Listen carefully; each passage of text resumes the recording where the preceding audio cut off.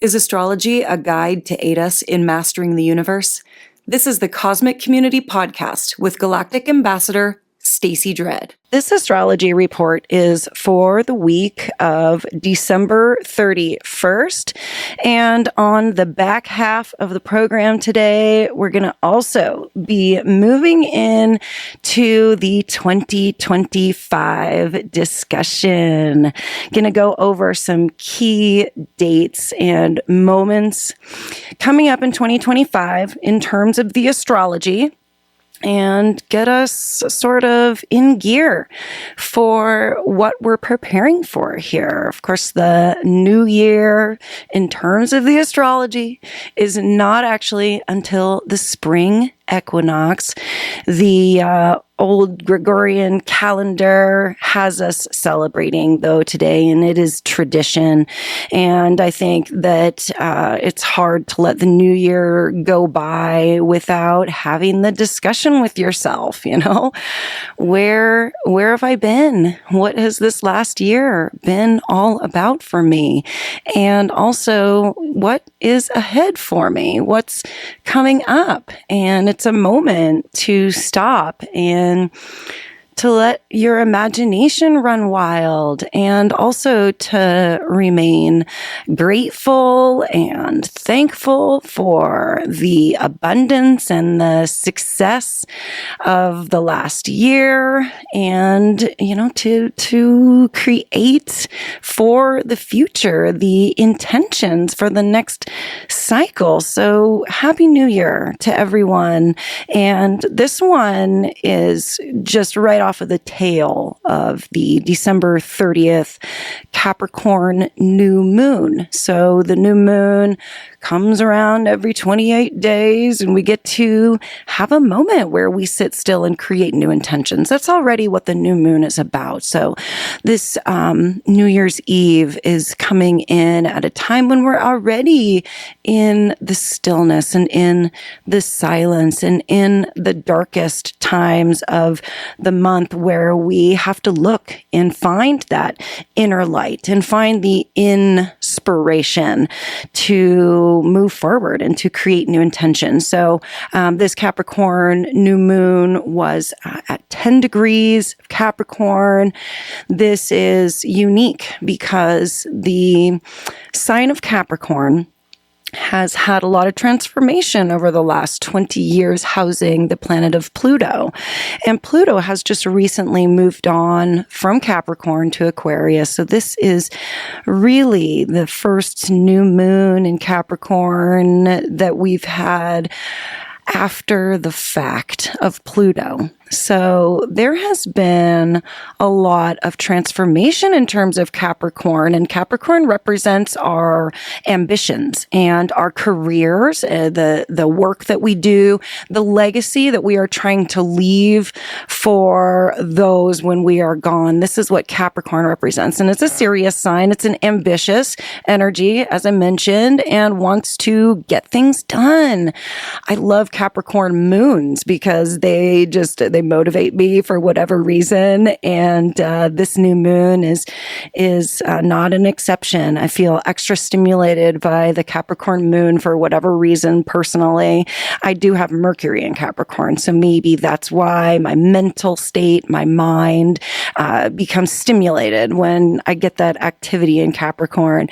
So if you still have not been able to sit down and figure out what this new moon in Capricorn is all about for you, it's not too late. This is actually a really good time to chill and let creation create. We don't always have to be pushing and forcing. Capricorn can do that. But at a new moon, we want to surrender. We want to allow things to become around us, be more receptive to the energy. And so there's a patience happening. But on this December 31st day, boy, we could not ask for a more intense closer and opener from 2024 to 2025, because what we have is this long-term opposition between Pluto, as I just mentioned, newly moved into Aquarius, feeling new energy, breathing new air, coming up with new ideas, looking to the future, looking to innovate as Aquarius does. And Mars is in this long-term opposition. Mars can be a little bit forceful. It can be a little irritable. It can be a little annoyed. It can be kind of just that energy that makes you want to push things, move them forward. It's not a patient new moon type of energy. Let's sit and surrender. It's the opposite. Mars wants to just make things happen. And so Mars and Pluto, when they are together, these are actually known as the malevolent planets. These are the tough energies. When they are together in aspects, we can feel it. There are bumps, there are bruises, there are arguments, there are forceful, transformative moments that we cannot control. Pluto is like out of our control. All the outer planets, they are controlling the circumstances around us. And Mars is a personal planet, and this is our personal force field. This is our body. This is our movement. So we have this really grandiose outer energy with this really grandiose inner energy. And when they get together, it can be like, exciting to say the least. And so, today we have the nodes of destiny at 1 degree and 30 minutes, and Pluto at 1 degree, 3 minutes, and Mars at 1 degree, 54 minutes. So the nodes of destiny are also course correctors. This is also where things happen around us. Things happen almost like the game of Tetris with the nodes of destiny, though, because things tend to fall into place. And we can't always, like I said, Pluto energy, nodes, Mars, not always going to be controlling the things that are falling into place or how they're falling into place, but we are needing to surrender, to bite the bullet in a way here this week as this year is ending and the new year is beginning. And it is requiring from us some patience and to slow down and to watch where things are going. The exact opposition between Mars and Pluto takes place on the 1st of January. And the moon is going to come in and also conjunct with Neptune here, with Pluto here. So we're going to have some feelings about it. The moon brings in our emotions and our feelings and our mood. And so our mood is going to be over the top of this Pluto. The moon is going to be vibing with all of those things that I just mentioned in the middle of the week also. And then come the second day of January, we have the planet Venus, the planet of love, money, trust, value systems, art, all the beautiful things, moving into the sign that she's exalted in Pisces. And so all the Pisces people and all the Pisces area of your life are going to have the beautiful planet of Venus moving through and blessing it up. And Pisces, as I mentioned, is an area where Venus is exalted. And that just means that she's very comfortable there. She is like gonna put on her silky pajamas and she is going to get in a mental state that is sort of disconnected from reality, because Pisces can be a sign where we dive into things kind of mystical and we wonder about things and we're more into the mystery of life. So Venus is going to sort of release the details.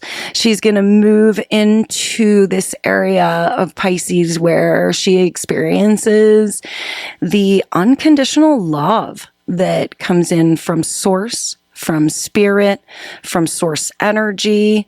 This is where we connect with the collective unconscious, is where that lives, all in Pisces. And Venus is going to be here for a while. She's actually going to move through Pisces, start to slow down once she moves into Aries, will station retrograde, and is going to be moving back through Pisces in March and April. And this is going to be significant because we actually have quite the planetary lineup in Pisces in March and April. It's going to be a very tight, I'm looking forward to picking through the energy, because each week it's like, in Pisces, we have really significant events dealing with Venus in retrograde. Then Mercury is going to retrograde there. They're going to be retrograded together in those final degrees of Pisces, right as Neptune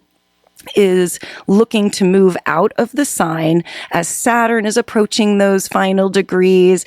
And there's going to be a big old conjunction of planets in Pisces in March and April. So that is something to look forward to. But Venus is kind of kicking off the party. She's like, hey, I'm going to be here for a while. There's going to be some work being done here. I'm going to come in. I'm going to, bake some nice cookies. I'm going to put on some sweet music. I'm going to clean the place up and throw some nice warm blankets around so that everybody can be comfortable during their stay in Pisces. And then the moon comes through on January 3rd, 2025, joining Venus there and just kind of setting the mood. That's all I'm calling it. And then we're going to move into our yearly forecast here. There's a couple of other things happening, just small kind of planetary things later that week. But just in terms of time on the show, I want to make sure that I get to all of the 2025 significant events. So the very first thing is 2025 is, if you add 2025 together, is a 9. And so in terms of numerology, we have a 9 year. Numerology ties into astrology because we do work with numbers in astrology too. 9 is known for endings. 9 is the time where we find we are nearing the end of the finish line. There are endings at play. And 9 is also a number of wisdom. And so in that closure, in that finalizing of things, the number 9 also brings a lot of wisdom. We move into 2025, and then literally just a week and a half when we get into 2025, we have the lunar nodes shifting. And this is significant because the lunar nodes show us where a lot of work is being done. The North Node represents our destiny moving forward, where we are headed to.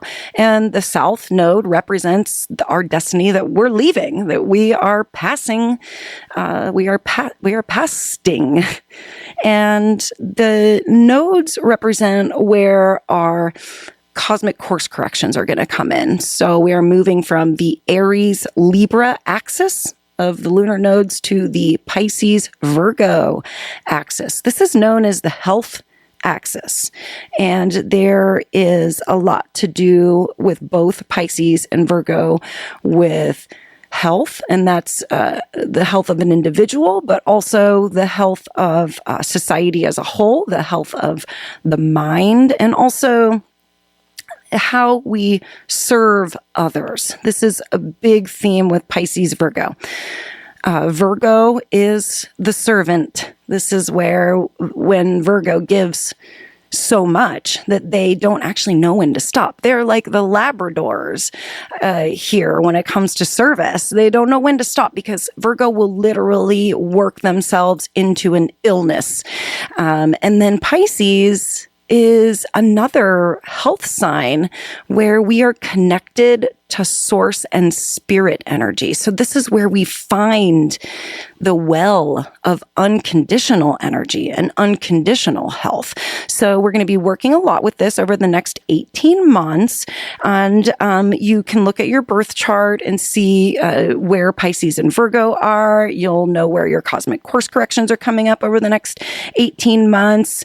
A lot of the themes have to do with interconnectedness, health, creativity, service, sensitivity, and we are absolutely moving from a masculine Aries, Libra axis point to a more feminine axis point, Pisces and Virgo, both being water and earth and feminine signs.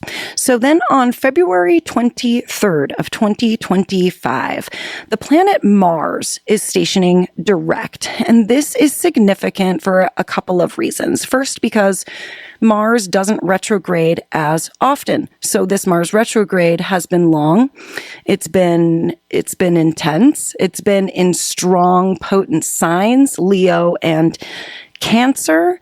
And when Mars stations direct, we just feel more ready for things. Our physical body comes alive. So we could really feel our physical body being very, very slow up until this point. And this is February 23rd. So we still have almost 3 months of Mars retrograde. So take the rest when you need it. Take the time off when you need it. Look at your passions. Look at the things that give you security and safety. Leo, Cancer, and move towards that. The eclipses, the first eclipses, then come up March 13th through the 29th. So the second half of March houses the first set of eclipses in Pisces and Virgo. And we're going to be talking about these so much more as they come up, of course. But we're going to be dealing with some big, big themes. And this is going to be in terms of some of those original themes that we talked about with those lunar nodes. Then on March 30th, the planet Neptune is going to be moving into Aries. And this planet just doesn't move very quickly. So this is a big deal. Neptune is not going to be there for very long because Neptune does have a retrograde to do and will move back into Pisces. But we get a glimpse of what the next thing for Neptune is. Pisces is a finisher. Neptune is finishing things up right now in terms of hopes, dreams, desires, directions for the collective unconscious. This is that hot ticket moment that I mentioned earlier in the show where we're going to have a big planetary lineup here. It's going to be a ton of different things going on. A dance between Venus, Mercury, the North Node, Saturn, Neptune, and it's all in a sextile to Mars. Oh my goodness. Can't wait for March to dig through that. Then come June, the planet Jupiter is going to move into Cancer. And this is just another significant large planet that creates a lot of energy around it. And Cancer is a much different energy than Gemini. So we'll see a shift of focus here in the middle of the year. Also, July 7th, Uranus moving into Gemini. So what we have these big outer planets, Pluto already out of Capricorn, but 2025 is a big year for endings because these two outer planets, Uranus, Neptune, are going to move into the next signs. They are going to retrograde, and then come 2026, we will see in true terms of a number 10 year, 2026, we will see those big changes at that point. In September 2025, we get the second set of Pisces Virgo eclipses. We will dig through more of those themes that we are working with the North and the South Node in those signs. And everything's kind of in retrograde and slowing down by the end of 2025. But come January 7th of 2026, I wanted to mention we have Mars, Venus, and the Sun all in this beautiful conjunction. And so I think that's going to be a really cool place to enter 2026 with. I see a lot of work to be done in 2025, but it's funny because I see a lot of internal work. It's a lot of finishing up and letting things go. And there can be a sense of melancholy when it comes to that, can't there? 2025 could have its own interesting energy when it comes to releasing and getting ready to move forward. So we can prepare for all of this just as we prepare for other events that are going to take place in our lives, because we study the astrology and we can put some effort into our day by day to use these benevolent energies as they come through. And that is what it is to live within the cycles of the universe, to create that more benevolent life for everybody when we follow the themes and move with the cycles of the universe. So I just thank you so much for being here with me all year. It means so much to me to be able to deliver this program here on KPOV and to bring it out to the bigger world on YouTube. And I just hope that you have an amazing new year, and I will be chatting with you again very soon. Take good care of yourself. Peace. Thank you for listening to the Cosmic Community Podcast. More can be found at kpov.org/thecosmiccommunity.